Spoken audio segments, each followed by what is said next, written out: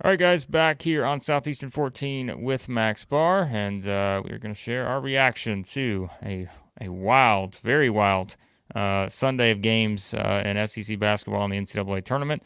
And it looks like someone else is joining us. If you're on the podcast feed, then the surprise is Chris Lee. He is the big surprise that is joining us here on Yes. Southeastern 14. But Chris, we're going to let you do an ad read, and then we're going to talk about the games. Yes, having some audio difficulties this morning, but I will get that out of the way. Sound great. Good. Well, I'm glad that's the case on your end. All right. The tournament's here. BetOnline is your bracket headquarters for the season with the best bracket contests out there, odds, lines, and info on every game, every round up right to the national championship. You can access the most up-to-the-minute wagering information anytime from your desktop or mobile devices. Even track your bracket real-time all the way through the tournament. Head to BetOnline today. Get in on all the action. Remember to use promo code BELIEVE. That is BLEAV for your 50% welcome bonus on your first deposit. BetOnline, where the game starts here. Anyway, gentlemen, what a weekend of basketball. Opening thoughts, starting with you, Blake Lovell. Well, there are two teams left, and it's Tennessee and Alabama, two teams that like we had furious arguments about in our power rankings all year long. Anytime some of us would rank Alabama ahead, furious argument. Sometimes we'd rank Tennessee ahead, furious argument.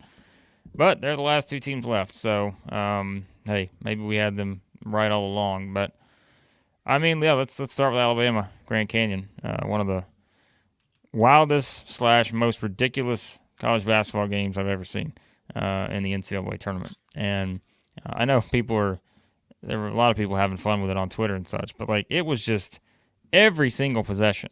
There was either a shot that like would bounce off of like four different people after the rebound came down. There'd be at least two people on the floor. And I'm not even saying that like in a bad way. It was just the ball was bouncing everywhere in this game. And it was just one of those things where you're thinking, man, I don't know what's going to happen here. But ultimately, I thought as long as Alabama could sort of just as long as they could force Grand Canyon to have to do anything offensively, I thought Alabama was in great shape. And I know what Charles Barkley said. I won't be as maybe, I don't know what the word is as him, but I'm sorry. I don't know what I was seeing 98% of the time when Grand Canyon was on offense. And I thought that played right into Alabama's hands because guess what? If you think back to Kentucky-Oakland, why we thought Oakland had a chance to do something against Kentucky, it's because we knew Oakland would force Kentucky to defend against, this set, that set, screen, got to come off two screens, all this other stuff. With Golke and anybody else, Trey Townsend was going to find a way off a certain play to get open, all that. But, well, yeah, I mean, Christian said the defense. Absolutely, Alabama played defense. But I think my bigger point is they had to play defense, and they didn't really have to. I mean, what did they have to guard against other than they knew the game plan because Grand Canyon was not running anything. And I thought that played perfectly into Alabama's hands. They didn't have to guard 40 different screens on every play. They didn't have to just sit in the half court.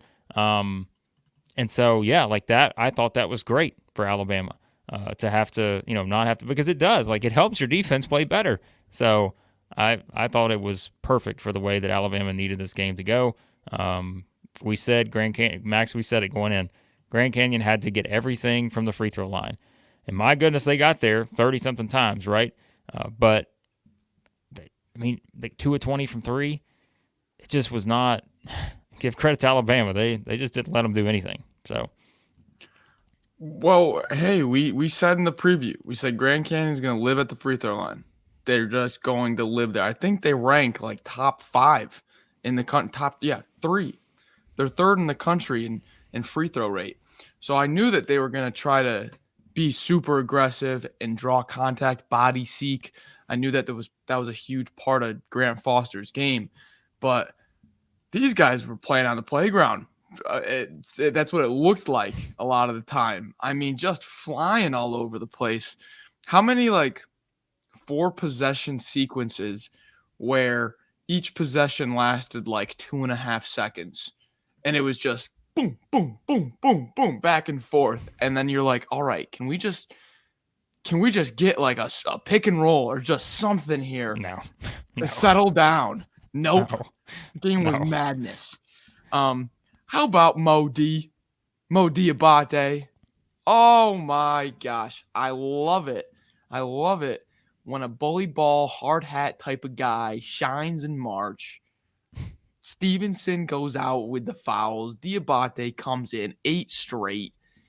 He was asked in his post-game presser, like, hey, Mo, like, what was going through your head during all this? Like, talk about it. You're the star of the game here, willing your team back down late. And he was like, I didn't even really know. I was just kind of flowing in the game, letting it come to me. I'm like, I love it. I love it. He's playing for the team. But other than Mo D, Mark Sears. Are you kidding me? That was an unreal performance. First double-double of the year. I would have said he had more than that. I would have said he had a few. But first double-double of the year. And then I got to mention my man Aaron Estrada because he's not going to get talked about too much with the performances from the other guys. He only had 8 points, didn't make a 3. But listen, 10 rebounds, 6 assists, 4 steals, team high in steals also. So just a little bit of everything when right cell goes down. The right guys stepped up. Man, that was a crazy game, and I'm just glad we came out on top. You're muted, Chris. Diabate had not played that many minutes. It's been a morning.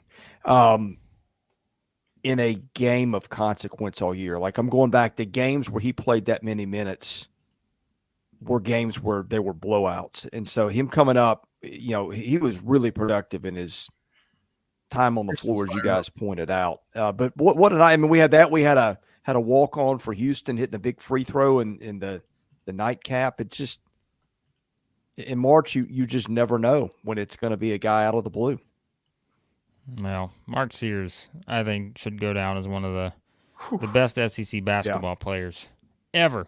When you look at the guy's numbers and what he's done for his team, tremendous. Like, he is just a tremendous, tremendous player.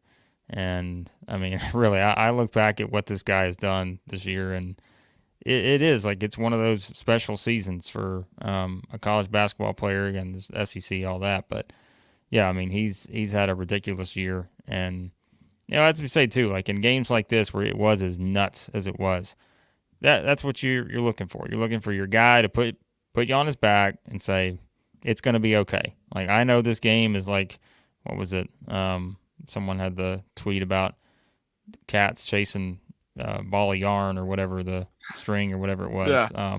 Hey, I just got to calm things down. We're going to be okay.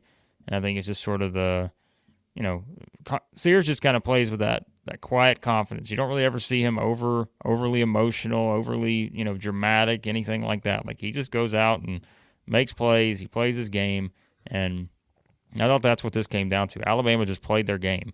And, like I mentioned, I think that's where the matchup was a good one. I mean, Max and I kind of talked about that. We just felt like this was a game where if Alabama could do the things that they usually do, as long as and that's the thing, is Grand Canyon still got to the free throw line 37 times, but they only hit 23 of them. So as long as you could do that, if you could just kind of score enough points, keep your rhythm offensively in what's going to be an up and down game, you just felt like you were going to have a chance to put yourself in position to win.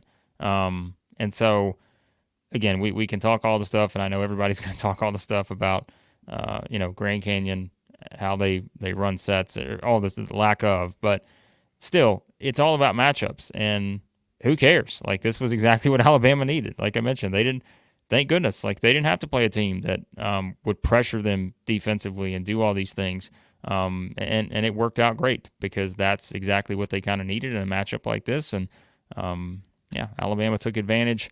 Grand Canyon could not, and credit to Tyon Grant Foster. He was he tried. Like that guy, still a very good player, but it just wasn't enough for the Antelopes.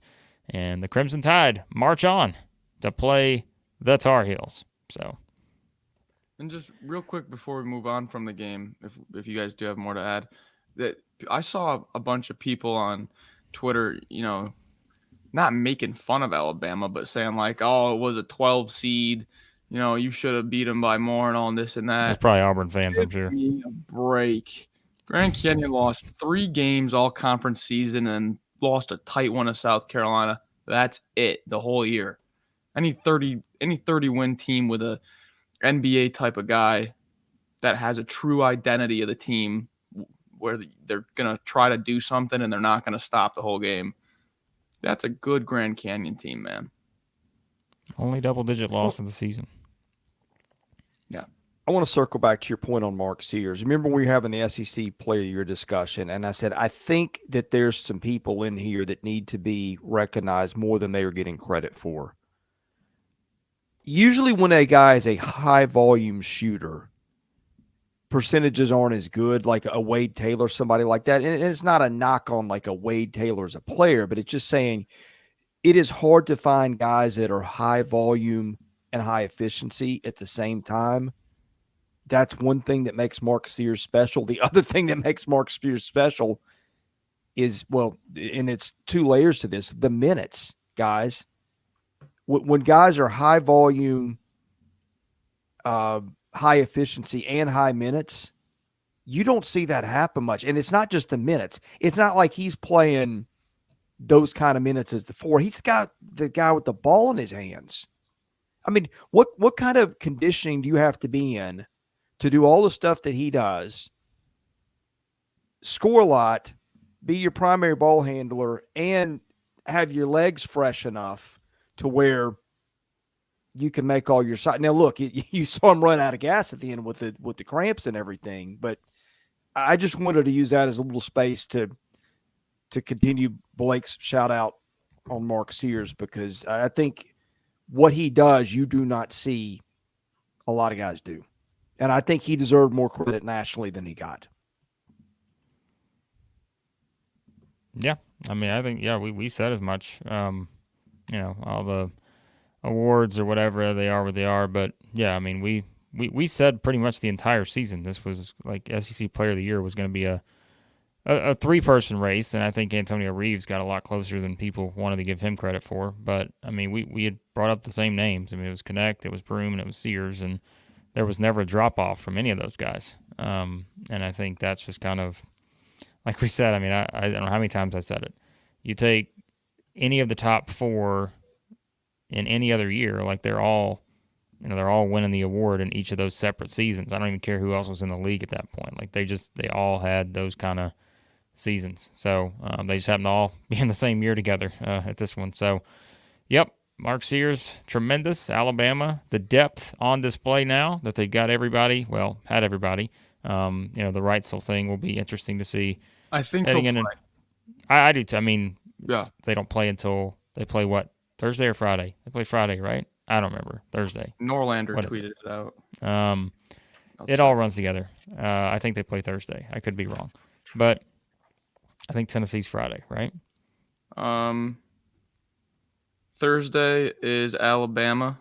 Yeah. And then Alabama is they're going to be after a game. So yeah, they'll play at 9:00 at night here. Yeah, they'll play around 9. And then Friday is Tennessee. Same thing. They're after a game. So around 9. They get Max to some sleep this week. You get Andrew Catalan on the Tennessee call too. Did you see his Dante's Inferno call for the Oregon dunk? I used to do being from play-by-play. I always appreciate a good call. Who's the best play-by-play guy in this tournament? In the tournament, everyone's going to say far. Eagle. I would say Kevin Harlan. Like Eagle. I like Eagle, but I think Kevin Harlan's the best. Yeah. You know who I think the best color commentator is? Who?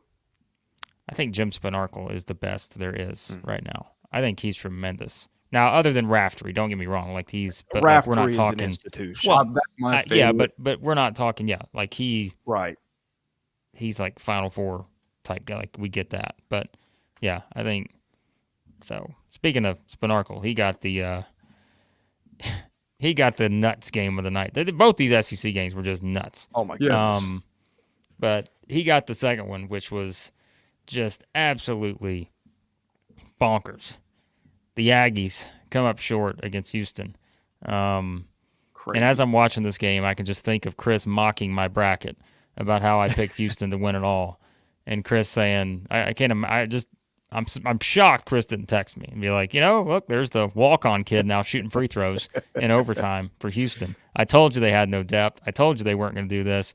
But Houston finds a way to pull out the win, 100-95. Now, Max, so we made a bet. We set the over-under on how long this game would be, if you remember. I think we set it at 2.5 hours. Do you know what the final game time was on this? Oh, I could find it, but you probably Well, have it. here's the thing. I don't know if I can because it's not on KenPom, but I know this game started at 8:54 Eastern. I'm pretty sure this game went almost 3 hours, if not more. I can tell you, I tweeted right when Anderson Garcia hit the shot, and that was at 11:28 p.m. Eastern. Okay, so that was at the second of regulation. The Anderson Garcia shot. So it almost went 3 hours. Yeah. So we added overtime, so that adds a little bulk in. But we knew this was going to be a game where it was going to be a long game because of what we knew A&M was going to do. They got to the free throw line 45 times in this game. Of course, that's part of the story, is that they only hit 29 of them, 64%. And you just think, oh, my goodness, if you just hit half of those, right, that you missed. And they just couldn't find a way to do it. And we talked about it, is like ultimately the percentages came back and got A&M there, 248th nationally in free throw percentage. But I don't even know where you start with this game because, I mean, it was one where, and I will pick on A&M for something in a second because I thought the way they handled the last sequence was just, I was very surprised by that. But Wade Taylor goes, what did he go? 5 of 26 from the floor? Yeah. And they still had a chance. Well, yeah. Radford went 10 of 22. Obaseki, I think, went 5 of 13. So, like, the percentages, we always said they could go back the other way, and they kind of went back the other way. But not surprising because Houston, obviously defends, and I know it was 100-95. But, I don't know where you guys go wherever you want to go with this to start. But I've got a couple more things to add. But A&M with 26 offensive rebounds. Get out of here. 26 offensive rebounds for this team. They had their chances, but you can't take anything away from them because they're down 13 with 4 minutes to go, and they take it to overtime and have every chance in the world. So, yeah, normally I start, but this Texas A&M was one of Chris's teams this year, and he picked them here in this spot. So, Chris, do you have any thoughts on this game? Well, yeah, I mean, I went back and forth on A&M all year. I saw the recipe for them coming into the season. Now, what I didn't know was there was going to be Henry Coleman drama, that Tyrese Radford was going to have some health issues. And just about the time I completely got off them, they make a little midseason spurt. They do that thing to Tennessee, and just when you think they've got something, they go in the deep freeze for another 3 weeks. So to see them get out of this was remarkable. I mean, who had on their bingo card A&M getting in a shootout with elite teams at the end of the year and winning some of these games and almost putting up 100 on Houston? I know it was overtime, but I get it. The Obaseki factor, I think, was a big thing for them down the stretch. He fouled out last night, I believe, and that hurt their chances at the end. But I just think the way that Buzz Williams was able to remake a squad, and again, some of that was Radford's health, into something that it had not been all year, is why that guy's really respected as a coach. And, man, I didn't think I'd be saying this in March even a month ago. But that was a fun team to watch at the end of the year, and they came that close to getting to the second weekend. This was a 12-point game with 150 remaining. With 11 with 117 left. Unbelievable. And that, I mean, I think we just had a comment where, all-timer. That game was nuts. I actually had, just a little backstory. I just spent the whole weekend with my dad and my brother at the Charlotte games. And they don't watch all that much college basketball, but any sane person with a head on their shoulders, they understand that March is the best time of the year. And I got them into it, and I'm teaching them all about the SEC and everything. I'm getting calls from my dad and my brother at 11:30 last night. Max, you called A&M. Well, they jinxed me. Because we were doing great up until those phone calls. This game was just about as predictable as you could possibly predict.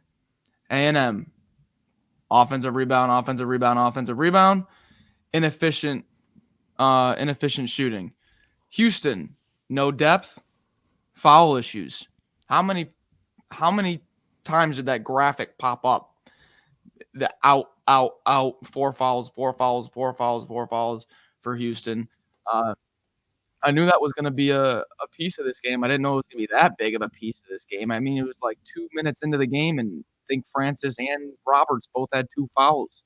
Like, oh my gosh, this is looking really good. This is setting up real nicely for A&M. But that Emmanuel Sharp, that guy does not miss an open shot. And then Jamal Shed is best point guard in the Big 12 by far, in my opinion. I think he got Defensive Player of the Year in the nation, I think.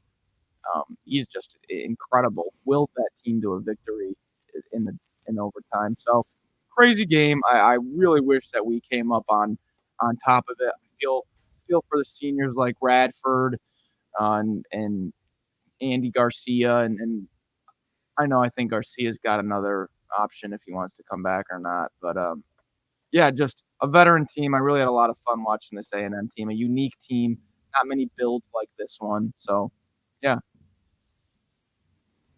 Well, if you want the numbers, it's how many points they score, like you said in you just take the last 4 games they played, right? 97-87, 95-90, 98-83, 100-95. Texas A&M played those 4 games. Wild. Just they scored at least 80 They couldn't points break 60 in their last 6 mid-season. games. Yeah, it's crazy. Scored at least 80 in their last 6 games and multiple 90-point games. Their last 3 games they scored 90 or more. Or wait, no, last 4 games they scored 90 or more. So just ridiculous. So, all right, let me talk about the part I didn't like for Texas A&M. So, brought up here by Thomas. Yeah, the shot selection in overtime was not good. Also, what I thought was, you can second guess. I'm not getting paid as much money as Buzz is, trust me. But I just thought the idea. You remember the sequence there at the end where they're bringing the ball down. Radford, I think, had the ball.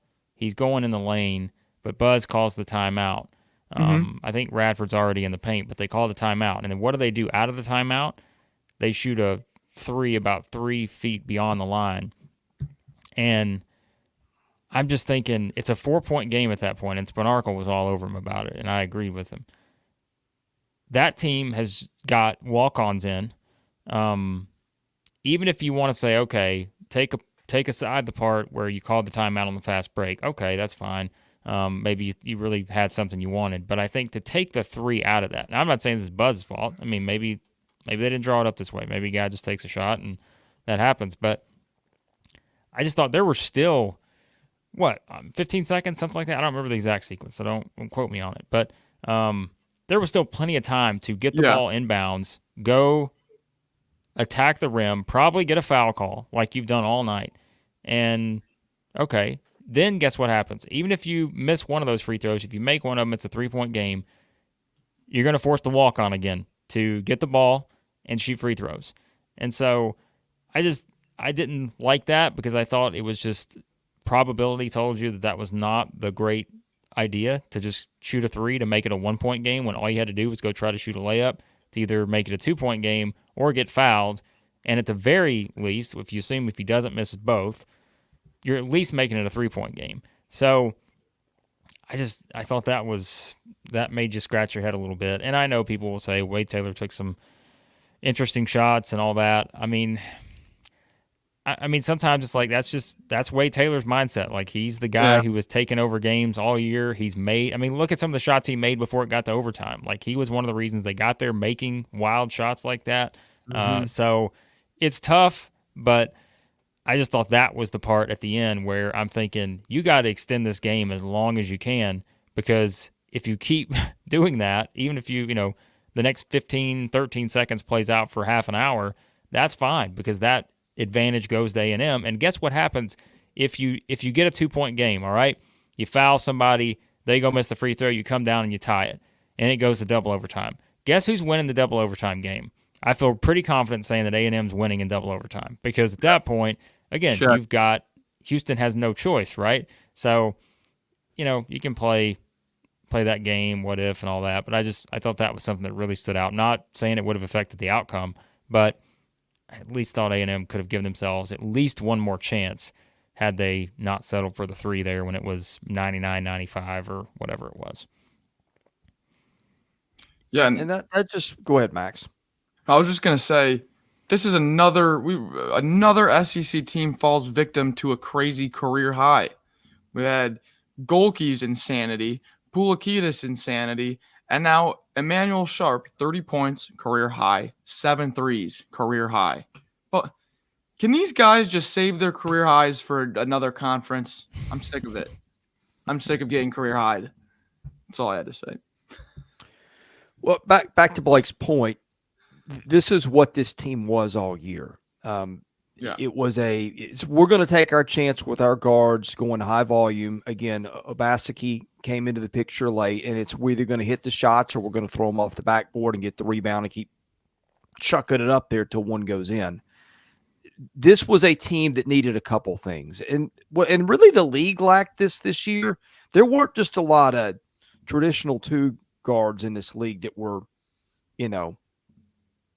42% three-point shooters, and A&M never really had one of those. And the other thing A&M hasn't had in a long time is a consistent post score. The last time a non-guard led A&M in scoring was January the 9th in a 66-55 loss to Auburn. Henry Coleman III had 17 points.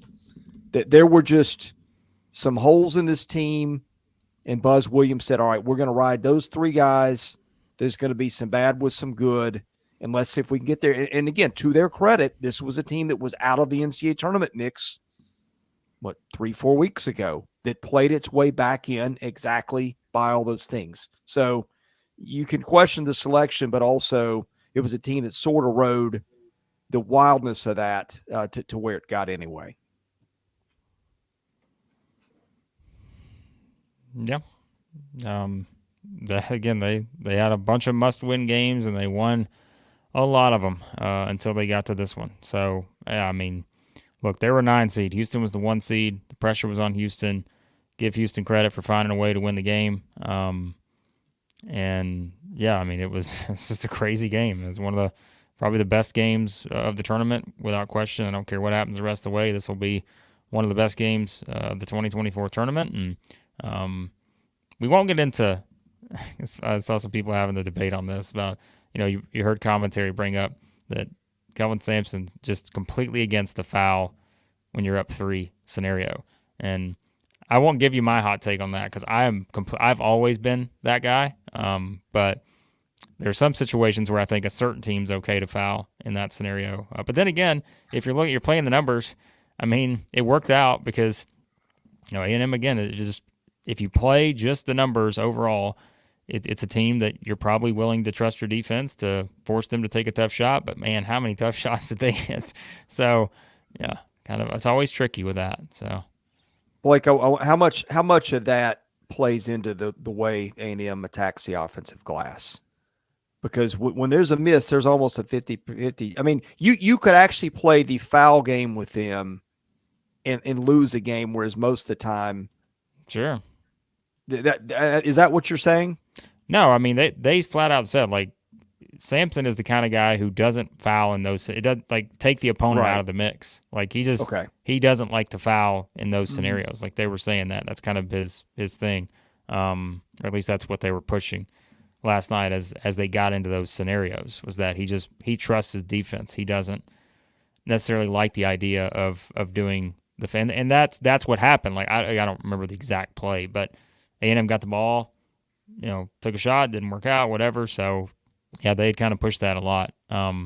But it's like of course, then you're thinking back to like the inbounds play where I don't remember who tweeted it. Oh my goodness! It may have been Trilly may have tweeted this about, that's the inbounds play you always draw up, is the one where you basically roll the ball to the top of the key from the out of bounds, and it winds up a game tying 3 to send it to overtime. Like that was one of those where it's like, how did that ever happen? But of course, you had the guy that kind of went a little too far this way for Houston, slipped a little bit, left Garcia wide open, and he hit the shot. But yeah, it's like basically what a weird thing that you just are able to get the ball directly up a lane that no one's in, and it just goes to the guy at the top of the key, and he hits a game-tying shot. So Garcia hadn't made a 3 since Mississippi State on March 6th. So he went 1, 2, 3, 4, 5. This would have been his 6th game. It was, played full game basically. So he went pretty much 6 full games without a 3, and then hits one with 1 second left. That would look good too. I mean, that wasn't look clean off the hand.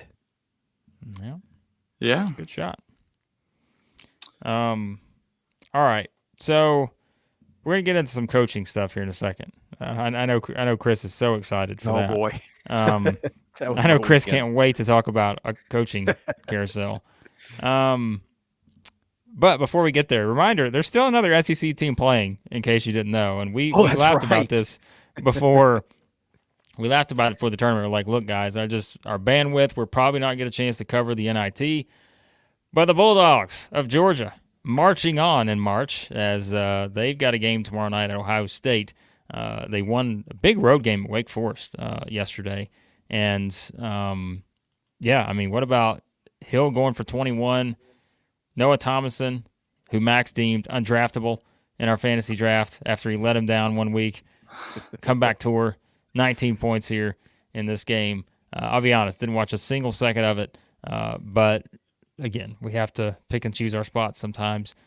But Georgia had a big lead in that game. Like Wake Forest had to rally. I did see some highlights. I didn't watch the game as it was going on. But, so the Bulldogs play on, Mike White says, as they will take on the Buckeyes in the next round. So. Yeah. Are we in the Elite 8 of the NIT or the Final 4? I think we're the 8, aren't we?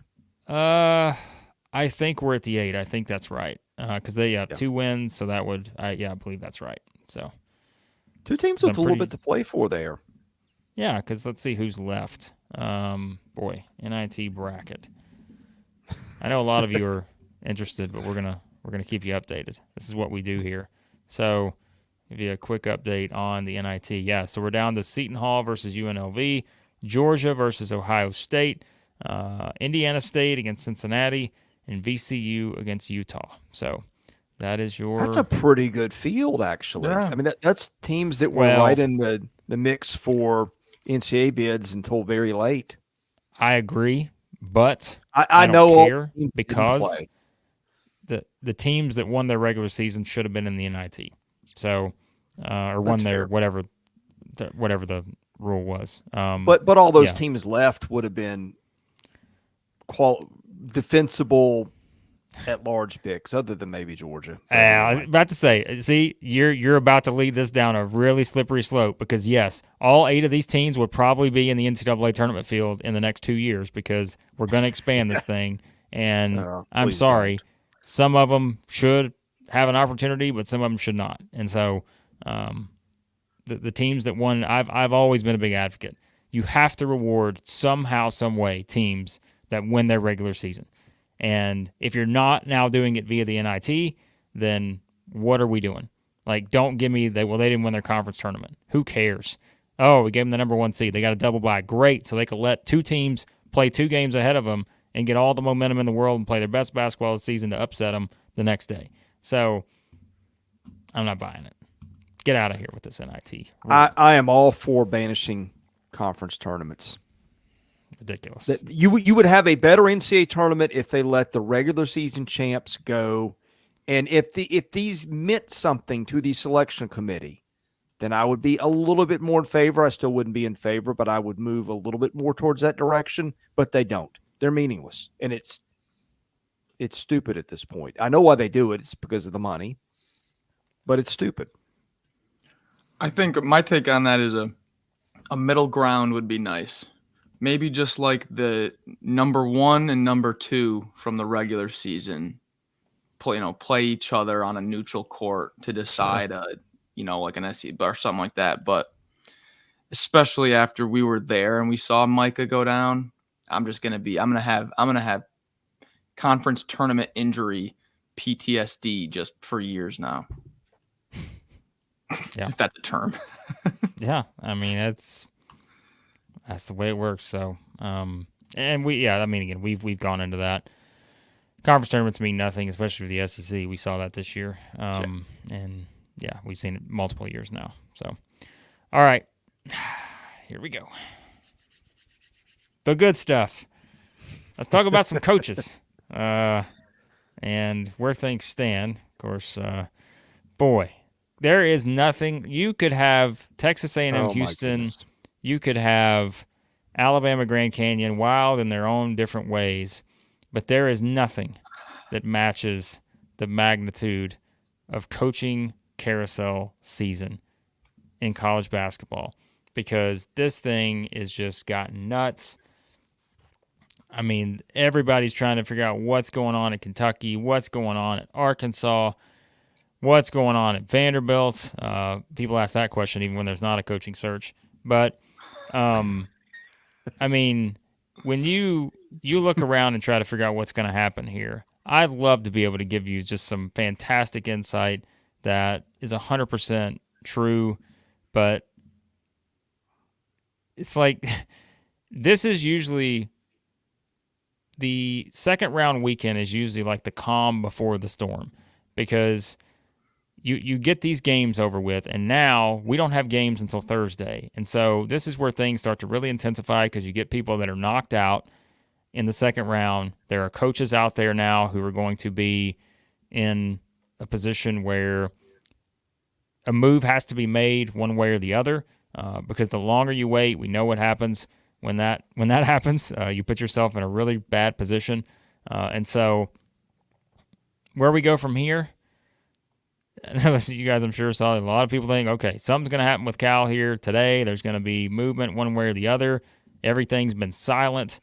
And that's what I think you always have to look at. Like when no one's talking, there's something to that, but I think there's also kind of an understanding that no one wants to say anything to play any sort of hand or give any sort of idea that something's going to happen this way or something's going to happen that way. But, Chris, we'd like you to tell us to start things off here. Vanderbilt, are they, I mean, very clear what they're doing, right? Like, we know exactly what's happening with the Vanderbilt search. Yeah, don't we always? Well, first of all, let's set the stage. I think Vanderbilt believed it had Dusty May. I am 100% in agreement. That was the case. They thought they were getting him. Yep. And I think they had a better shot than people perceived. I think Louisville might have actually finished third, although Louisville, I think, also thought it was getting him. And with Dusty May, my understanding is he is not I don't know, Blake, you can probably give better words to this than he is not hey, I like to have to be out in front of everybody. No. The center of attention. No. And so I think what appealed to him about Vanderbilt and Michigan were that, okay, and probably for two different reasons. Vanderbilt, the media market's about as big as the three of us in this room, number one. Number two, I think the reason he took Michigan, the perception is that football is king there, and especially after winning a national title. And he kind of liked the idea of being a little further removed from the public eye, which, like, if you take Louisville, then that absolutely is not going to be the case. I think I was reading Brian Hamilton talk about Chris Mack's parting at Louisville, and that one may come up here again in a minute. That you might be the second most recognized person in the state is Louisville's basketball coach behind Kentucky's basketball coach. So that might have been the reason why Louisville finished third. But I believe that Vanderbilt thought that it had Dusty May, found out Saturday night it did not. Chris Mack, I think, has wanted the job. His daughter is going to play volleyball there next year, or may already be in school. They've got, she's going to be a scholarship volleyball player at Vanderbilt. The program hasn't launched yet. And I don't think that he's getting the traction maybe at other places that he thought he would. I don't know if that's why he wanted the job or not, but I think Chris Mack has been a guy that I think has been probably the most consistent odds-on favorite for the job since it opened. Something happened yesterday. Either he was being slow played or this is hung up in HR or something like that. I don't know exactly the case, but that whole smoke around his name has been weird. Danny Sprinkle's name came up. Last night I'd heard that one at different points of the search. The word is he wants Washington. He's always been a west of the Mississippi guy. I think Washington, Montana area. He's from Pullman, memory. Right? He might be. Yeah, but the problem with Washington is Washington doesn't have an AD. Well, so that throws. Yeah, that throws on. Oh, I got an interesting text. Here's we're doing this, but I don't know that it changes anything. I'll tell you guys. Yeah, the back end of this is sometimes more interesting than the front end of it. Where was I? Anyway, the thought is he may take Washington anyway, even with the unknown of that. Names that I have heard floated with Vanderbilt, Pat Kelsey. I got a text as we're doing this, another text saying that he may be two out in front. Can we get this one out of the way real quick, Christian? I know, okay. I think know what that is. Let's address this real quick. I would be stunned if Brad Brownell is the next coach at Vanderbilt, because here's what I think's happening, Chris. I'm not saying this 100%, but this stuff always happens in these coaching searches. And I'm not even just talking about with Brad Brownell. I'm talking about with other coaches too that may be in the mix for Vanderbilt and or some of these other jobs. These agents will try to put one against the other and try to play one side this way, play one side the other way. And why wouldn't they? That's their job. Like, they're trying to get their client the best contract, the most money, all this. That is their job. And Brad Brownell, who has been on the hot seat longer than maybe any coach I can ever remember at a school. Get out while you're in the Sweet 16. I mean, now he's to the Sweet 16. So if there was a thought, and like I said, I mean, he has been on the hot seat, I feel like, for 10 years. Yet he's still there. Like, he continues to be there. And now he's got him to the Sweet 16. Guess what I would do as an agent? I would say, you thought about moving on from my client, huh? He just got you to the Sweet 16. Well, let me tell you about this Vanderbilt basketball job that's open, and they're going to pay him X amount. And are you going to match that? For my client, the guy who just got you to the Sweet 16. And so that's happening in this situation. That's going to happen with a bunch of other situations. And that's why I think the Danny Sprinkle thing's interesting, because if I'm Danny Sprinkle's agent, I'm absolutely playing Washington and Vanderbilt off of each other, and trying to figure out exactly, all right, there's no AD there now. Vanderbilt, what do you think? Like, what's the, how much are you willing to go here, and all of that. So I think that's what's happening with the Brownell situation, because let me tell you, if the Vanderbilt Commodores decide they are going to wait out Brad Brownell, and all of a sudden they get there and Brad Brownell announces 2 hours later, I have just signed a whatever extension with Clemson, and they're still sitting there with nowhere to go, fans are going to be frustrated because that's not going to happen until at least, Friday, right? So that's another 5 days of this chaos. And so that's what I think is happening with Brownell. I'd be stunned if there's anything. Blake, this is a short-term dating relationship of convenience while the guy and the girl have their eyes on other people. Because this is when this came up, this is what I was thinking. Okay, Brad Brownell has never been connected with that job. I've probably heard a dozen names of Vanderbilt. And by the way, the names that they have looked at for the most part have been names they should be looking at. I mean, Vanderbilt has kind of been a punching bag. We have had our own issues with them. I think the names they have targeted, I mean, hey, if you can go and you think you got a legit shot to get Dusty May, then hey, you should be trying that. So I think they've done some things right in the search.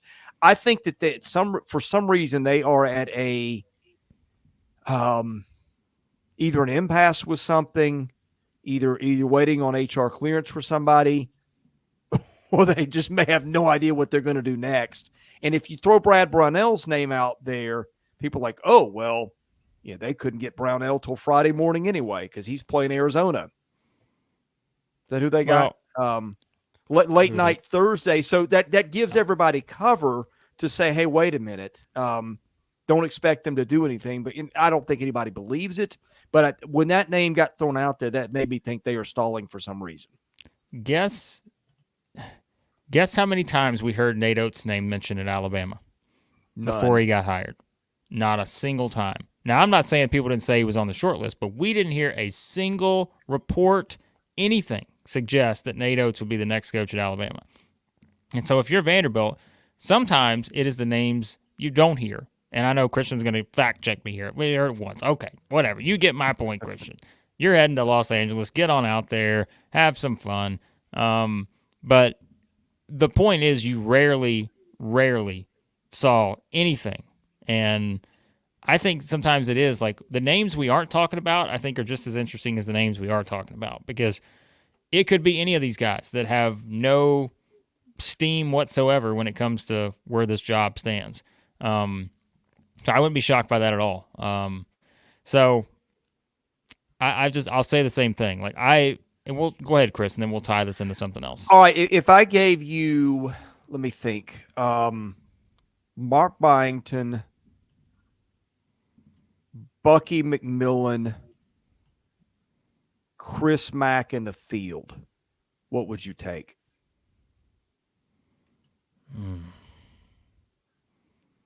Field.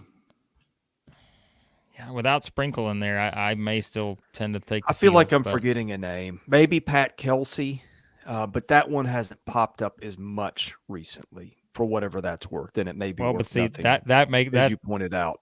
That perks but up. Are we equating Vanderbilt with Greg Byrne? I'm not sure that's entirely. No, I'm not saying that. But that's I know what you mean. That was just an example. That I'm not saying. Yes, trust me. I don't think we should be putting Vanderbilt in the same category there. But still, yes, I think.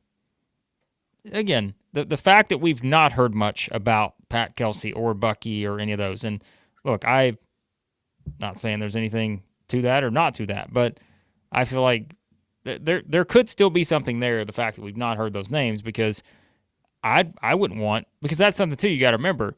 The reason you don't hear certain names is because you don't want anybody else to know that they're on your radar, and you don't want anybody else to know that you're maybe about to hire them, because what can happen? Well, somebody else can swoop in and say, all right, well, another agent pops in and say, well, I've got this job, and that's now a possibility, so we hear that you're going here. Well, we're going to make you an offer that's X amount more than that and give you X amount more years and all this other stuff. So you don't want to play your hand there. And so I know Vanderbilt fans. Everybody has agendas when it comes to information, either withheld or played. Yeah.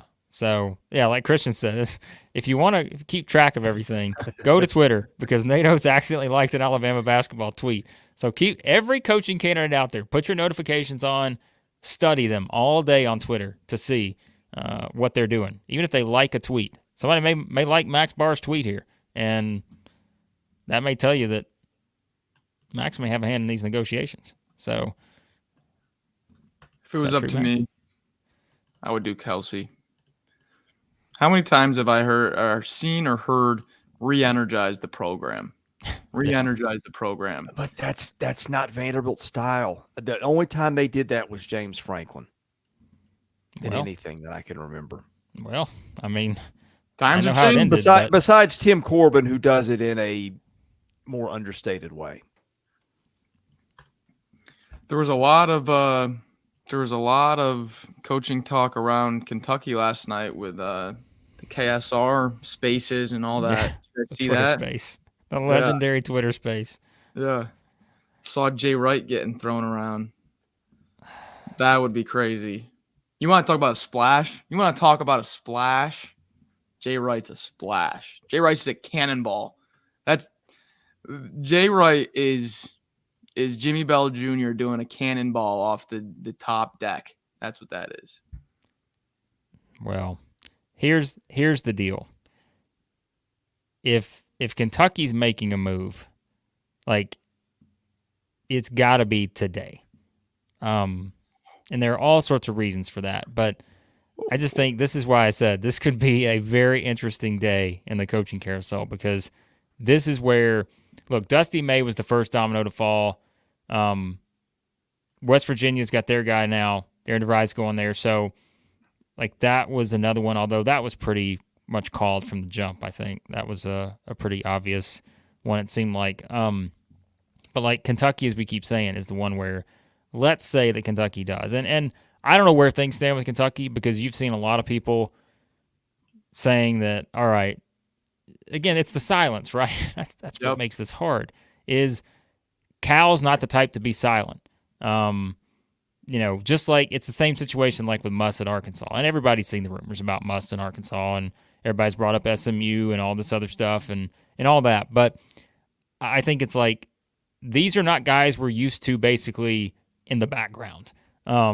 But for their sake, it's very smart, because you don't want to say anything. You don't want to give any hint one way or the other, because then that puts you at a disadvantage if a school decides to do this or that. You know what I'm saying? So, I look, I know see people are bringing up the Cal buyout and everything. I would highly suggest go to Twitter, search for Andy Staples, find the video he did recently, and watch the explanation on why this buyout means absolutely nothing, and why Kentucky can do this anytime they want, 7 days a week, and nothing will change that much, because there are ways to offset all the costs in the buyout. And I don't tend to think Cal's just going to go straight into retirement, but who knows? Hey, and if he does, he is either, I think he has bought a house in Nashville. He's applied for a country club membership in Nashville, either applied or has it, and it has a daughter at Vanderbilt. Let me tweet this out real quick. Huge update. For the record, before Southeastern anybody 14. loses their mind, I do not think that John Calipari is Vanderbilt's next coach. I'm just you throwing imagine out there what has been in the water. And I've gotten text on this asking me about this, but there are some strange things afoot at the Circle K. Listen, Big Baller Brett's right here. See if anybody gets that. Cal has the best situation you could possibly ask for right this second, I think. Other than the fact that a lot of his fans hate him. That's not good. But his leverage, he has the leverage here. Because, obviously financially he got nothing to worry about and all this. But I said it before, guys. Here's the thing, and here's why I'm not very strong. I know some people now are a little bit stronger towards the fact that Cal's coming back. I'm still not there, because what has changed since they lost in the NCAA tournament? Nothing's changed. And I've said too, right? Even if you convince me that the class he has coming in next year, which I don't think is this one, the one we said this was the year's class that was going to make all the moves and do all this, even if you convince me of that, how am I going to possibly, someone pointed out, I think it's like, they could go 32-3 in the regular season next year. Guess how many people are going to be completely sold on them when they get the NCAA tournament? No one. And so and the fans I just don't know how they come back from this. But Chris has pointed this out. Max and I have talked about it before. It's like, if you're Kentucky, though, you can't just make a move to make a move.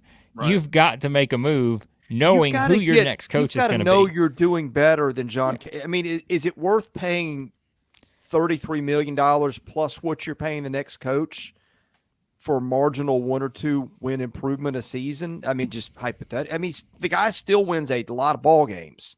I get why people are unhappy. Kentucky should be achieving at a higher level, but it's interesting when you start doing the math and thinking, okay, if not him, then who? Jay Wright. That's it. Oh, good luck with that. Offer him anything he wants. Fan base bought back in. You're back, just like that. It's easy. Kentucky should hire me as the person. I'd have this done in a day. You heard it here first. Max Barr trying to get out of Southeastern 14 with all 500 of you people in the chat right now. He is trying to get away from all of you to go take the job at Kentucky. We're not going to let him leave. But if you're still here, which, again, 500 plus of you are, hit that like button, hit the subscribe button. Check us out. We're going to have a lot of stuff coming this week on Substack. And, we're going to – this coaching stuff, like I said, you're going to be seeing some videos from us because I'm just telling you right now, things are heating up. And we got portal season coming. Oh, I think the portal's going to be big today. Big portal stuff today. So, yeah. Chris? Blake, I could only chase so much this weekend and tried to follow some baseball too while I was at it. But what is where are things with Eric Musselman right now? It's complicated. Where's the Mustangs? Look at that. I never even thought of that, Max. I'm joking. The Mustangs. Wow. Now that would be something. Don't put that makes on. All the sense in the world. Okay, so yes, obviously, look, we're not giving away like trade secrets here. There have been plenty of people who have tied Eric Musselman to SMU, and for all the reasons that people have, rumored about on Twitter and all this other stuff. Will Wade, I think, is definitely on their radar. And, I think it's just a matter of SMU's going to the ACC. There are connections there, I think, family-wise, all of that. And I would tell you, Jackson Collier, I would definitely follow him at Jackson Collier, JackSonCollier. Just making sure they follow it right on Twitter, because he always has some good information when it comes to this. And I think, as always, the longer this goes, I mean, you just assume a guy's coming back, but it's kind of that same situation. Like we've talked about maybe where things stand there, and I know people said, well, they're doing in-home visits with recruits and all this other stuff. I'd be careful with that because I don't think that changes anything. He's still the head coach at Arkansas right now, so it's his job to be doing in-home recruits and all, or having recruits come in or whatever and all that. So they're not going to stop doing that, even if there's another possibility somewhere else. So again, I think the SMU thing was very interesting, which again, they don't fire Rob Lanier, who now is winding up at Rice, unless they're going after someone big. And I think Muss has to be considered a target for them. But I just don't know if there's any forward move. Like I mentioned, guys, I say this with full.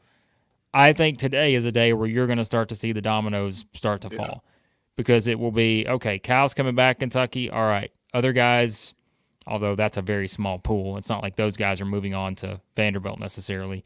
But you've got interesting things happening here. So, and it looks like, curious if Chris got the same message that I just received on the Vanderbilt front, but I have not.